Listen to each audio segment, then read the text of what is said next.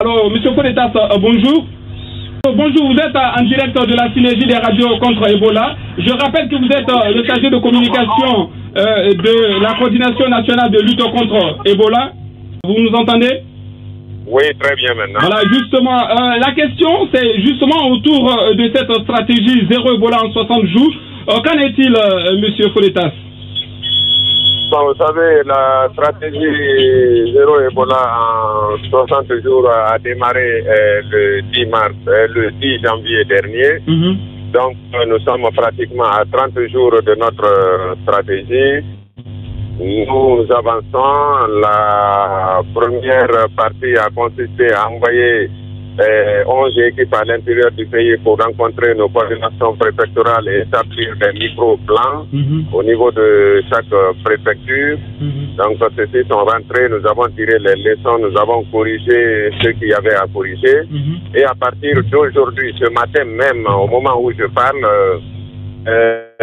nos équipes de supervision sont en route vers l'intérieur du pays. Vous avez 8 équipes qui sont maintenant sur la route vers jusqu'à Yomo, jusqu'à Lola, jusqu'à Kirwane, jusqu'à Beila. Ils sont en route pour aller maintenant accélérer la lutte auprès de nos coordinations et terminer avec ce virus sur notre territoire.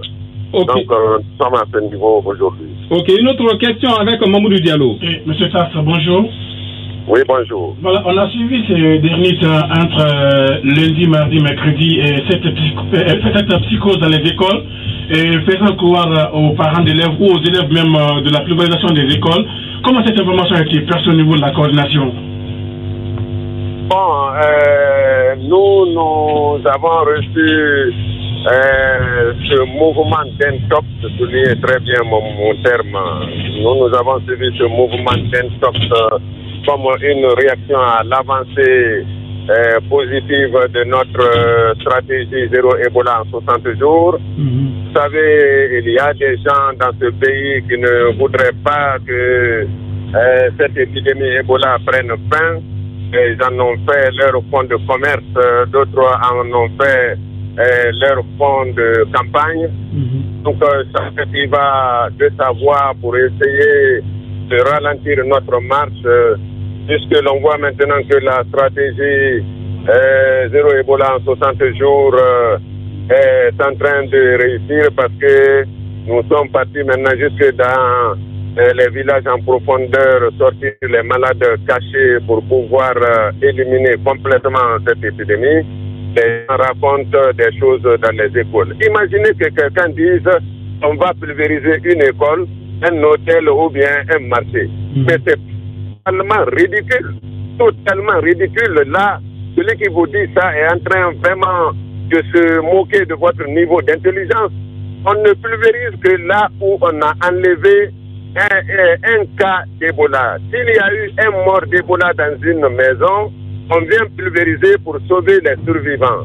S'il y a un malade d'Ebola qui a quitté une maison, on vient pulvériser juste cette maison pour sauver ceux qui sont là-bas. Alors, aller pulvériser une école où on n'a pas déclaré de cas d'Ebola? Pourquoi? Et on nous dit même que le thermoflash aussi, avec lequel on nous flash tous les jours, et à l'aéroport et devant tous les bureaux, que Ebola est dans le thermoflash. Mais si Ebola était dans le thermoflash, nous serions tous morts déjà. Et d'ailleurs, ceux qui ont fabriqué le thermoflash seraient morts, parce que Ebola est un virus violent. Il ne faut pas que vraiment on se moque du niveau d'intelligence du Guinéen. Alors, justement, M. Foletas Silla, est-ce que vous avez le sentiment qu'il y a des personnes qui cherchent à vous mettre des bâtons dans les roues? Vous-même, en tant que journaliste d'investigation, quand vous regardez la situation aujourd'hui, je n'ai pas à donner ma position sur cette question. Vous savez parfaitement ce qui est en train de se passer dans ce pays. Alors, Lincoln, une question. Monsieur Foletas Silla, et zéro Ebola en 60 jours voudrait dire qu'on boutera Ebola en 60 jours? Mais nous, déjà, imaginez avec toute la mobilisation, parce que nous, notre problème, c'était ça. Les gens pensaient que Ebola, c'est l'affaire de la coordination nationale, et je l'ai toujours dit. Dans le cas de Ebola, nous, les Guinéens, nous avons l'habitude toujours de pointer le doigt sur le front détruit pour l'accuser de notre... Ah, mais monsieur Foreta, c'est vous qui coordonnez les activités, hein, c'est pas les populations. Quand on dit coordonner, qu'est-ce que ça veut dire vous-même qui parlez là? Ah, ça veut dire que c'est vous qui dirigez, hein? Qu'est-ce que ça veut dire coordonner? Votre action, vous-même, ce que vous faites là, sur la synergie, c'est une action de lutte contre Ebola. Nous coordonnons cela. Ce que font les comités de veille dans les villages, nous coordonnons cela. Ce que les partenaires font pour la Guinée, nous coordonnons cela. Ce que les ministres font sur le terrain, nous coordonnons les ONG. Nous sommes coordination d'une lutte contre un ennemi qui a déjà tué. Aujourd'hui, quand je regarde les chiffres, 1670 Guinéens, il n'y a jamais eu un événement dans ce pays où on a eu 200 morts. Nous sommes aujourd'hui à 1670 Guinéens confirmés d'Ebola et qui sont morts, des pères de famille, des mères de famille. Lorsqu'une telle lutte est engagée contre un ennemi qui vous ravage 1000 personnes, vous n'avez pas à indiquer quelqu'un comme responsable. Vous êtes un soldat direct, une sentinelle de votre territoire, une sentinelle de votre village. Alors, il y a encore une autre question. M. Foreta, c'est là, vous dites qu'il y a des gens qui cherchent vraiment à saper les efforts de lutte contre Ebola. Qu'est-ce qui serait aujourd'hui fait par la coordination pour certainement peut-être mettre main sur ces fauteurs de troubles? Bon, voilà encore une autre question. Et vous savez, moi j'ai été reporter d'investigation, ça vous le savez, ce pays le sait. Vous, à votre place, moi j'aurais déjà pris ceux qui sont en train de faire ça. Vous, les services de sécurité, les services de renseignement, tous ceux qui ont le droit de rechercher ici pour maintenir la paix dans ce pays, ont pour rôle aujourd'hui de nous rechercher ceux qui sont en train d'empêcher nos enfants d'étudier après avoir perdu combien de mois. C'est l'avenir de ce pays qui est en train d'être mis à terre par certaines personnes qui ont des agendas programmés, des agendas sataniques. Vous devez rechercher, nos services de sécurité doivent nous arrêter 2-3 personnes, amener à la coordination pour que nous, on puisse poser la vraie question. Nous sommes pris par le temps. Mamoudou Diallo a une autre question pour voilà, juste maintenant, vous de la coordination aujourd'hui, quel est votre message aujourd'hui vis-à-vis des parents d'élèves pour que vraiment ces genres de choses qu'on a vues hier et avant-hier ne puissent plus arriver dans les établissements scolaires cette année 2015? Je dis à tous les parents d'élèves de la République de Guinée que des personnes sont en train de jouer contre l'avenir de leurs enfants.